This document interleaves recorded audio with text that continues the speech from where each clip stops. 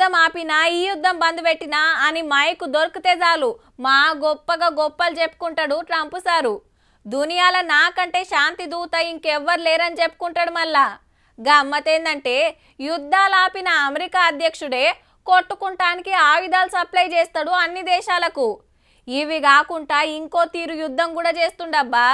ఓ కొడుకో, ట్రంప్ గారు ఇంకో టాక్స్ బాంబు తయారు చేసిండుల్లా. మామూలు బాంబు కాదు, 500% బేలే పెద్ద బాంబు. అంటే అమెరికాల మన వస్తువుల రేట్లు రాకెట్ ఎక్కి మొగులు మీద కురుకుతాయి అన్నట్టు.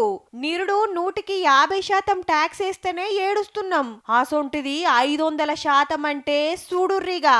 ఆ దేశంలా మన ఏదమ్మాలన్నా 100 రూపాయల వస్తువు మీద 550 రూపాయల ట్యాక్స్ పడుతుంది. మళ్ళా చారాన కోడికి బారాన మసాలా కథ అవుతుంది కాబట్టి ఎవ్వరు కొనరు. మన బిజినెస్ లు లాస్ చేసే ఈకమతబ్బా. 6 రోజుల్లా బిల్లు పాస్ చేస్తారట. కానీ మోడీ గారు నాకు మంచి దోస్తు అంటాడు. మరి గిదేంది అంటారా? మనం రష్యా నుంచి సమరు కొంటున్నందుకు కోపం మీద ఉన్నాడు అమెరికా అధ్యక్షుడు. పుతిన్ తోటి దోస్తాన బంద్ చేస్తే మన దేశానికి ఫాయిదా చేస్తాడట, లేదంటే ఇంకిన్ని పన్నుల బాంబులేసుడు పక్కనట. కానీ మోడీ సారేమో రష్యా లీడర్ ను పిలుసుకొని రాచమర్యాదలు చేసే రాసుకొని పూసుకొని తిరగబట్టే. ఇది చూసినాక ట్రంప్ సార్కి ఇంకింత కండ్లు మండినట్టున్నాయి.